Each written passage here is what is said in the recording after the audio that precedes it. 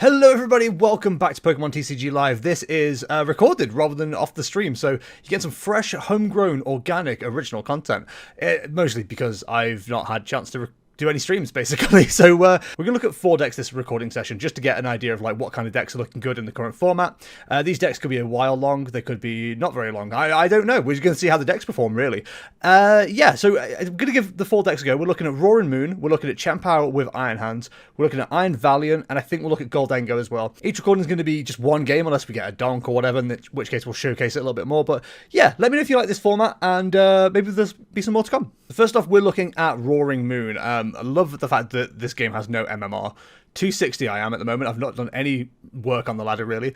Against a 530, I'm doomed. Absolutely doomed. Doomed to the shores of me. So we get what the fun part of this will be, though, is of course that because it's pre-recorded, I can cut out all this annoying stuff. So hopefully it'll be a bit more streamlined as a video as well. And I don't know, I don't really have much time to get like pre-recorded stuff like this done very often, so it'd be nice to have a chance to do more of it if I get the opportunity to.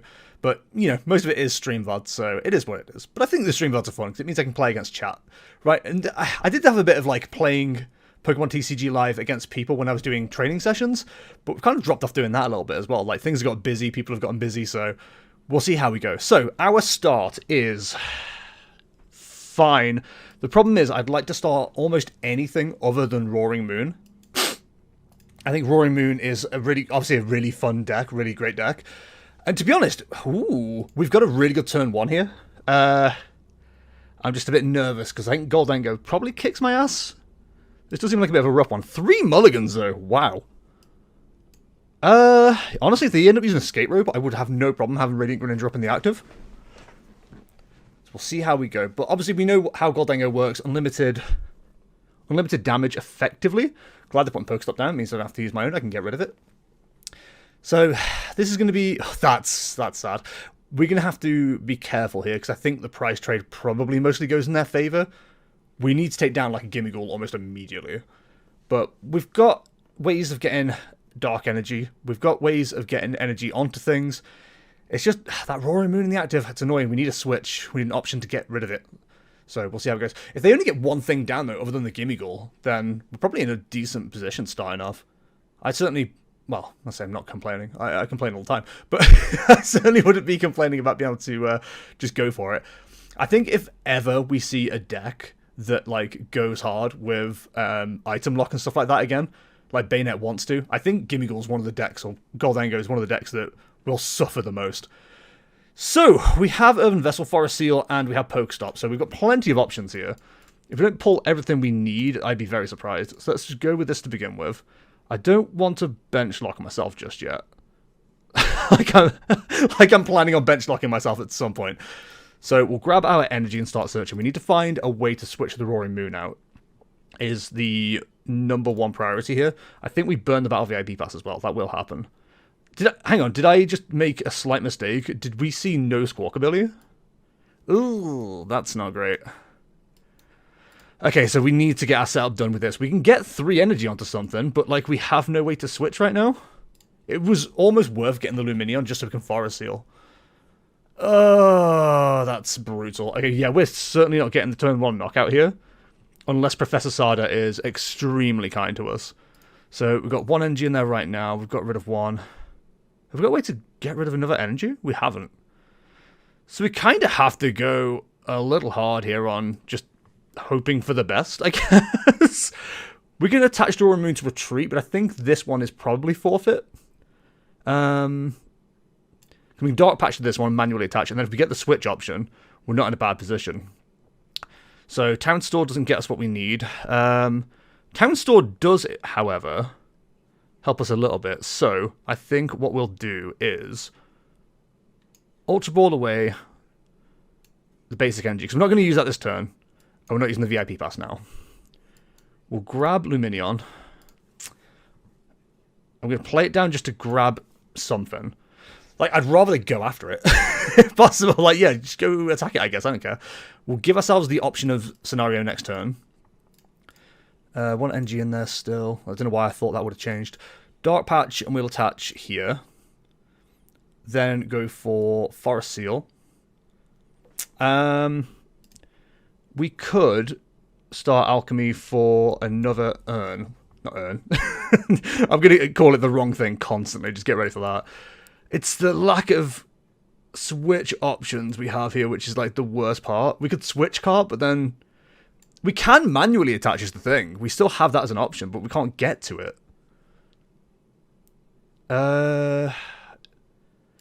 Actually, if we get the switch card, we can go into the Morpeko and just protect the Roaring Moon on the bench, which I think is the play. Grab Town Store, and then search. It might end up helping them a little bit, but I'm hoping it screws them. We don't have any ancient boosters left. Awesome. Love this game.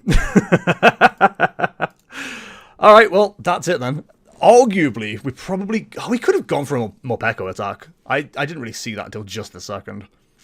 That's probably a minor misplay there. Because Morpeko would have taken the Gimme Ghoul, would have moved the energy. Yeah, okay. This is the problem with this deck, right? I think it's a very simple deck in concept and execution. The problem I have is tunnel visioning on getting the Roaring Moon ready.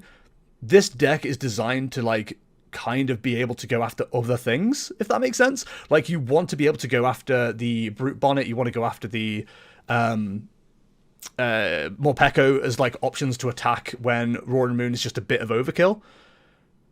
If they use an evolution here and evolve up both of these Gimme Ghouls, then we are going to start being ahead on the prize race, but we need to see some dark energy in the deck because we are currently S-ing D.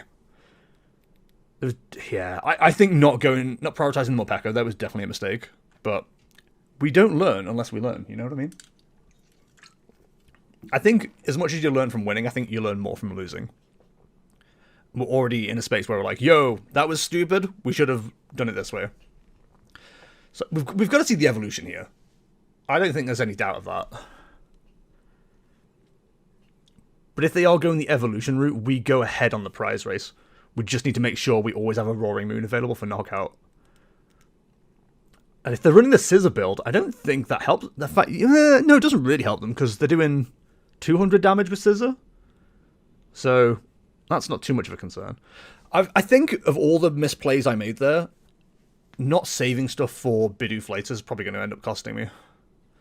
Escape rope. That's actually really annoying. Take the ninja. Why have you burnt an escape rope? For what purpose? Okay, so you think you're going to get knockout, I guess. So, okay. Yes, bench the Manaphy. That'll save you. It's one of my favorite things about Pokemon at the moment, that people just don't know what the hell's going on in certain decks, and they're just like, throw the Manaphy down, it could be anything. Do Dark decks have anything? That's really aggressive cleaning beans.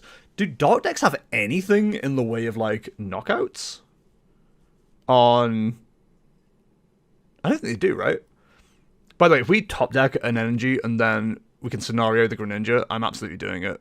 We need to take out that Goldango ASAP. We need to get ahead on the prize race now. Okay, I know I just said what I said. But what if we doubled those? He's never punished. So we will... There's a lot to do here. There's a lot of options. Bibarel first. And then do we Dark Patch? I think we Dark Patch first. I think Dark Patch first is absolutely the way.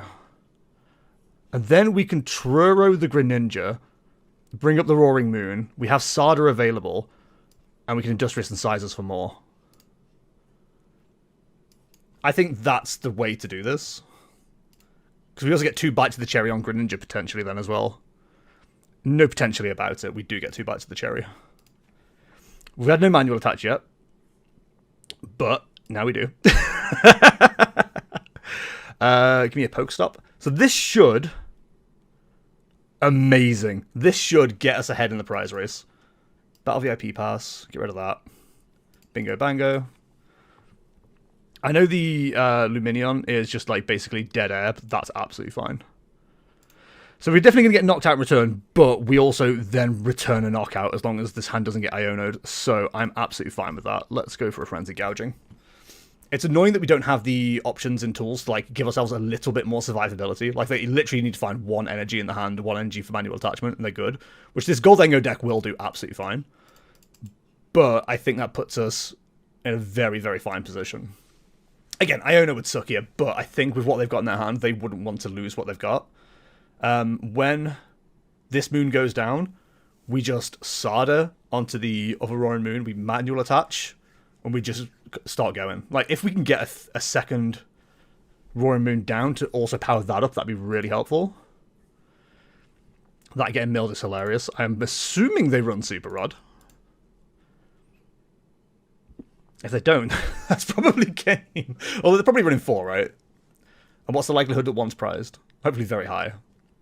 I'd be a huge fan of them being prized. But are we going to see that? I don't know. I have no idea. I'm slightly concerned. I'm hoping they get, like, greedy and start going for, like, the wrong Pokemon. There's a very, very small part of me that is like, is there a way to get energy onto this Morpeko, take out this Gimmighoul, and then just leave this one Goldengo against the world? I think that's a bit of a more of an aggressive play. I don't think it's worth trying to do. We do have 2 Dark Patches still. Where are we on Sadas? We only use 1, so there's definitely potential there. I think the play of the Turo was really good, actually. There's the Super Rod. I'd be surprised if they don't, evolve up the other Gimmighoul. But, like, this is the thing with Roaring Moon. You just have to get ahead on the prize race. And generally, you're going to be able to take 2 prizes every turn. They have gone for the Scissor. Interesting. I don't think... I mean, I get it. The Scissor does take a knockout on a weakened Roaring Moon like this. But, like, we can probably get around that. But yeah, this Goldengo goes down. We've got Manual Attach and Sada, so that's fine. We could just do with trying to find one more. We've got Cross Switches as well, which will be huge later on. I want to try and save the Dark Patches now for Morpeko, knowing that we've got, like, energy movement available. That's making the board state a little bit annoying for a 2-prize deck right now, but we should be fine. We could probably trade favorably here. There's actually arguments for Brute Bonnet. Let's put you up because we've got free retreat on you. That's probably the smarter play. So, there's Dark Patch. Awesome. Annoyingly, we can't use it on you. But it's fine. So, can we find one more Roaring Moon? Let's both have Dark Patches. Incredible. Here's where we mill the Roaring Moon. Oh, Sada's Vitality is fine going, but the rest was kind of annoying. Right, so we... I didn't really want to use Sada in this situation, I'm going to be honest, but we can power it up, so that should be fine. Let's throw that on there, and then we will Sada. Draw 3. There's our Roaring Moon. Play that down. Dark Patch. Attach. I don't think we commit all the energy. I think that would be silly. I think we retreat into you. We then save the Dark Patch. What's in deck? We could really do with seeing that Ancient Booster Energy Capsule just to have some more survivability. And we are struggling a little bit here. I think we save our resources here, though. Just go for another knockout. Now, the expected play, which they might not do because it would be smarter not to do it, is evolve up the Gimmighoul. And then that gives me the last 2 prizes. I think what they'll probably end up doing is evolving up the Scissor and going for the knockout that way. But I'd love to see them also evolve up the Gimmighoul because we've got the cross switch play. Okay, another Gimmighoul's going. So they're still going for the Gimmighoul Goldengo play. That's very funny. They keep milling all their Goldengos. Like, I almost want to see them knock out this Roaring Moon and evolve up a Goldengo because they think they've got the win. The problem we do have is if they take the knockout on Roaring Moon here, evolve up the Goldengo, or don't evolve the Goldango this turn, they probably have boss or something to knock out the Luminion. Like, I know the build I run for Goldango has cross switches. So at that point, maybe it's worth using Iono just to really help slow them down. Because they do have, like, a big hand. Big-ish, at least. There's 6 now. And Arven's getting at least 1 more thing, maybe 2. So Earthen Vessel would suggest they're looking for energy for an attack. Maybe with Gimmighoul. I'm really hoping they go for it. I think the other ideal turn is they just don't have a knockout. Okay, they have gone Scissor. So we can return the knockout, but we do have the potential of losing Luminion. And this is where I'd usually want to save Truro for, just to kind of like save the Luminion. So they've definitely got knockout. They've got 200 damage. So that will knock out the Luminion as well. We can use the Roaring Moon, though, with its other attack to take out the Pokestop. We just got to hope there's no Gimmighoul reply, because if there is a Gimmighoul reply, we're done. But I think if we Iono here, we really help our cause. That's very funny. So we will go for Dark Patch. Attach there. Is there anything else we would like to do before we go for Iono? I don't think there is. I think we're good here. Let's just draw the last 2 cards, see what we have. Sada and Switch card. Incredible. Okay, so let's go for Iono. And just hope it proper screws their game plan up. That's fine. So, go for Retreats with Roaring Moon. Where are they on stuff and things? 2 Earthen Vessels, 2 Evo, 2 Evolution, 2 Gold. So they've got 2 Goldengos in deck still, is the thing. So you do have to bear that one in mind. There's Cross Switcher and Boss. So we've got potential to survive this turn. As long as they've got no way to knock out a Luminion or the Roaring Moon, we're good. I have a horrible feeling they're going to be fine. Let's see. I think we did all that we could there. They actually played really smart. Yeah, there's Goldango. Have they got it all? They need, what? 5 energy plus the attach? Oh, they've got 4! They can't use Boss now, but they can use Cross Switcher. But then, how are they going to switch these 2 around? The Goldango and the other card. Energy Retrieval Defiance Band. Oh, that's so lucky! God damn. I can't even be mad. That's incredible. We basically gave them everything they needed. Jesus Christ. Yeah, that's just like 6 energy in hand. Even the Ancient Energy Booster wouldn't have helped us there. Brutal. Brutal. Very, very cool, but brutal. I hate that so much. I think we played as best we could. I think the early not using Morpeko may have... I don't know, may have cost us. But in the end, we did all that we could. We got forced into the frenzied gouging. And again, if we'd have like been able to like use the other attack or use frenzied gouging and still have health, I think we might have been in a better position. Anyway, that was Roaring Moon. I hope you enjoyed it. If you've enjoyed this video and you want to see more like it, do let me know in the comments. I've got 3 more decks to look at, so I'll get straight to them after this video. But until the next one, thank you for watching. I'll see you in the next one. See ya.